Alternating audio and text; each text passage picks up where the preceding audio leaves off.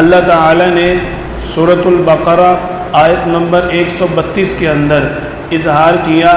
یا بنی ان اللہ اصطفیٰ لکم الدین فلا تموتن الا وانتم مسلمون۔ حضرت ابراہیم علیہ السلام،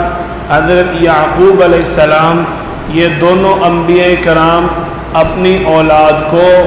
یہ وصیت کیا کرتے تھے کہ تم اگر زندہ رہو تو تمہارے پاس سب سے پہلی اعلیٰ چیز اسلام ہے، فلا تموتن الا وانتم مسلمون، اور اس چیز کا بھی خیال رکھنا کہ تمہیں جب موت آئے تو تمہارے پاس اسلام ہونا چاہیے۔ اس آیت کریمہ سے ہمیں یہ سبق ملتا ہے کہ ہم بھی انبیاء کرام کی اس سنت کو ادا کرتے ہوئے انبیاء کرام کی طرح اپنی اولاد کی دینی تعلیم اور اسلامی تعلیم کی فکر کریں، تاکہ ہماری اولاد جو ہے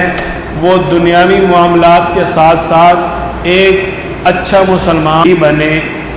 حضرت عبداللہ بن عمر رضی اللہ تعالیٰ عنہما سے مروی ہے،